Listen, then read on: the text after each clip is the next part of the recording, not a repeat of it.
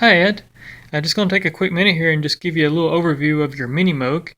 I don't have it all complete yet. I'm actually still waiting on a few parts to come in for your preventive maintenance process, which is just a few capacitors and things I like to replace. Just make sure it just guarantees that it lasts another 35 years for you. Anyways, as you can see, I cleaned and conditioned your wood and took care of that really bad spot you had. Of course, you can still see there's a little oily trace on it. That'll all soak into the wood. Um, Anyways, I just want to show you right quick just kind of how it sounds. I won't go through the whole thing until I have it finally done. But I did clean all the pots today, so they're not scratchy anymore. I took them apart and cleaned, and cleaned your rotary switches so they don't crackle or cause frequency glitches or anything like that. And then the big thing was that we had talked about was your dead zone mod that somebody had installed wrong. And so I went through and fixed that for you, and I'll just kind of give you an idea how that works. And I apologize for this camera; it's not wanting to focus. This is my phone, and I'm not used to it. There it goes. So, anyways, I'll just kind of show you how that works, and that's working right, because this was not working right, and you're going to see a big improvement if you start playing this thing. It's going to help the tuning a lot. Anyways, as you can see, all the keys are nice and straight. I took the key caps off and took them home and washed them, got them all cleaned up for you. But I'll just give you a quick sound here. It's one oscillator right now.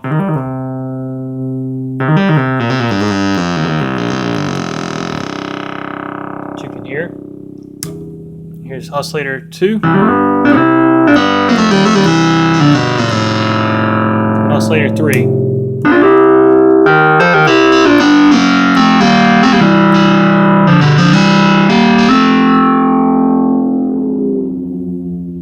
You can hear they all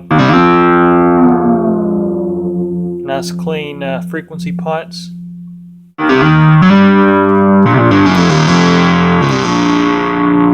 And that's what I was talking about, the little tuning procedure I do that's a little different. I actually offset the scaling just a hair so it's correct at the top octaves.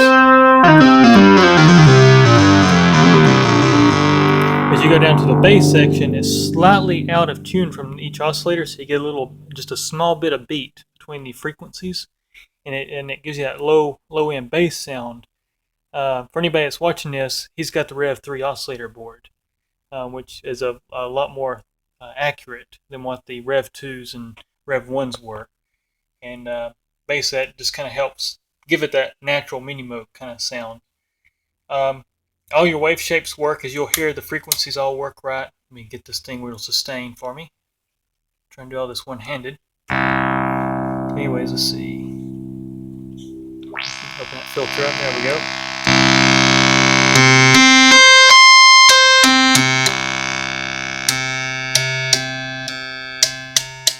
So you can hear all the wave shapes are correct now.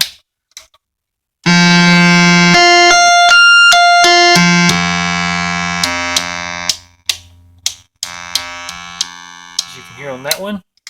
Oscillator 3.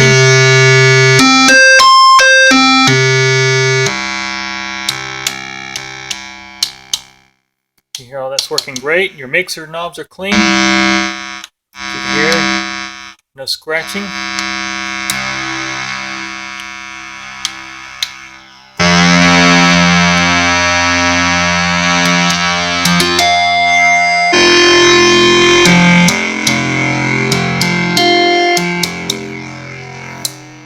I've just done just a pre-cal on it, on your oscillators, just to make sure everything did work after the Deadband mod, which now I'll show you what the Deadband mod does for you.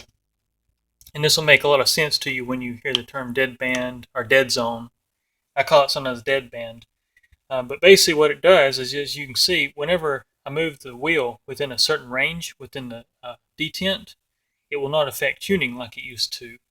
And this was always an issue on Minimoogs because a lot of people would use the pitch bend and they couldn't reference back to tune because it'd always be a little slightly out of tune. So they'd always have to reach up here and retune it. But anyways, as you can hear now, I'll just give you an example. So you can see I can move it quite a bit. There's no play in frequency right there. So if I go up a little bit, it says a big range right there where it's not affecting the tuning, which is which is great. And actually, I do this to every Minimoog I get my hands on because it's just such a great mod. And it's actually a Moog service bulletin mod that you could do. So it's actually something that Moog had created later on. But anyways, I just thought I'd give you a quick overview here. I've got everything cleaned up, and I just thought I'd show it off for you before, I'm not quite done with it yet. Still waiting on parts, but got everything cleaned up for you. The chassis turned out great. Your keyboard turned out great. Your boards, I'll just show you the inside of it. I've got the back panel off. I'll just kind of get you a quick glimpse here at the insides. But yeah, that's your power supply. That's your voltage filter, your amplifier, and your input amplifier preamp. And then that's your oscillator board down there. And that's the modern, the Rev 3 board. Just so anybody knows, I'll try and get a better picture of it. I'm trying to get this to work on my phone. I don't really like using my phone because it's not really high quality. You can kind of see it uses 726 thermally regulated transistor pairs. And that's what makes this thing stable. Those were used in the Polymoogs, and a few other Moogs used them.